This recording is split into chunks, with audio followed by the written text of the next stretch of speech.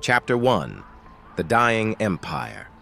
In the middle of the 3rd century, the mighty Roman Empire was brought to its knees, not by the swords of barbarian armies, nor by internal civil wars, but by an invisible, relentless enemy.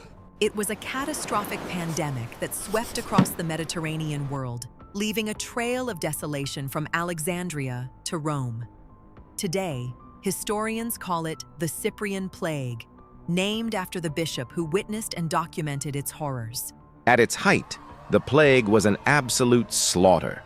In the capital city of Rome, 5,000 people were dying every single day. The empire's grand institutions, its powerful legions, and its centuries of accumulated wealth were completely powerless to halt the devastation. The physical symptoms were terrifying. Historical records describe eyes bloodshot and burning with fever, throats putrefying with open sores, continuous vomiting, and limbs turning gangrenous. It was a slow, agonizing, and highly contagious way to die. Even the imperial palace was not spared. Emperors like Hostilian fell victim to the contagion. The empire was gripped by a dark realization. Their civilization, the pinnacle of the ancient world, was crumbling, and their traditional gods were completely silent. Chapter 2. The Panic and the Abandoned. As the plague deepened, the social fabric of the Roman Empire disintegrated under the weight of pure, primal fear. The ancient virtue of Roman civic duty evaporated overnight. The response of the pagan population was dictated by self-preservation. The moment a person showed the first signs of fever or sickness, they were treated as a source of death rather than a human being in need. At the first onset of the disease, they pushed away those who began to fall sick and fled from their dearest friends. They threw them out on the roads before they were even dead and treated the unburied corpses like refuse, hoping by these means to avert the spread of the fatal disease. It's hard to wrap our minds around that level of desperation. Mothers abandoning their children, husbands leaving their wives to rot in their bedrooms. The streets literally became mass graves. The temples of the pagan gods, which should have been sanctuaries of hope, became places of abandonment. The priests fled to save themselves. The sick dragged themselves to the temple altars, pleading for mercy, only to be dragged back out and left on the steps to die in the sun. Chapter 3. The Call of Cyprian. But in the middle of this citywide horror, a countercultural movement began to take shape in North Africa. In Carthage, a bishop named Cyprian stood before his terrified congregation. Cyprian did not tell his people to flee the cities or hide in isolation. Instead, he challenged them with a message that seemed completely insane. He called them to run toward the danger. If we only show mercy to our own, we do no more than the pagans and publicans.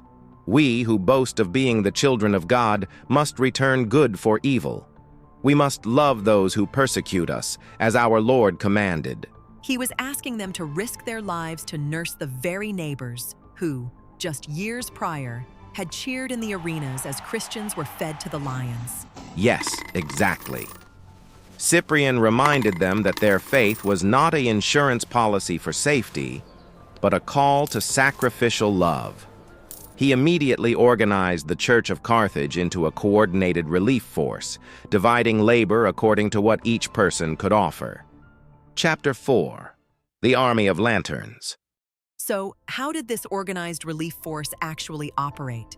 How did a small, illegal, and heavily persecuted community address a massive public health crisis? They did it with simple, relentless, everyday actions. As night fell over the plague-ridden cities, a strange sight appeared. Groups of Christians carrying lanterns and baskets entering the poorest districts. They went house to house, searching for those who had been left behind. They didn't ask if the dying person was a Christian or a pagan. They simply washed their sores, brought them fresh water, and fed them broth. Modern epidemiologists estimate that this basic nursing care, just providing hydration and clean surroundings, reduced the mortality rate of the plague by up to 70%. The Christians were literally snatching people back from the grave. And they didn't stop at nursing the living. They also took on the dangerous work of burying the dead, clearing the streets of decomposing bodies at their own expense to prevent the further spread of contagion. Chapter 5. The Martyrdom of Mercy. But this radical service came at a devastating cost. In breathing the air of the sick rooms and handling the infected, hundreds of Christians contracted the plague and died. The losses were severe. In Alexandria, a vast number of believers, including prominent presbyters, deacons, and lay leaders, perished while nursing the sick. Yet the Christian community did not mourn these deaths as tragedies. In this way, the best of our brethren departed this life, drawing on themselves the sickness of their neighbors and willingly taking over their pains.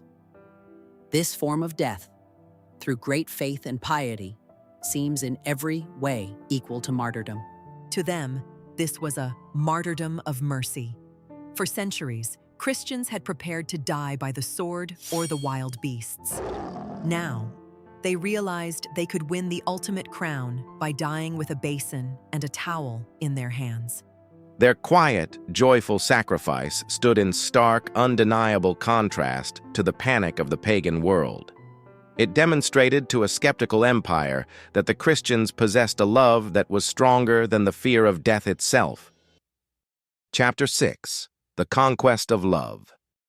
The Cyprian Plague eventually burned itself out, but the Roman Empire was never the same. The demographic and spiritual landscape had shifted permanently. For generations, Roman emperors had painted Christians as subversives, atheists, and enemies of the state. But during the empire's darkest hour, it was the Christians who kept the cities alive while the imperial systems collapsed. Decades later, when the pagan emperor Julian the Apostate tried to revive the old Roman religion, he wrote a letter of frustration to his priests, complaining about why paganism was failing. These impious Galileans support not only their own poor, but ours as well. Everyone can see that our people lack aid from us. The early church did not conquer the Roman Empire through political lobbying, military might, or cultural domination. They conquered it by outloving it. They turned the boring stack of daily mercy into an unstoppable spiritual revolution. In our own moments of cultural division and fear, their legacy challenges us. Will we shut our doors to preserve ourselves, or will we pick up our lanterns and step out into the dark? If this video brought you value, please smash that like button and subscribe to help support the channel. Drop your thoughts in the comments below, and click the video on your screen right now to watch our next compelling story.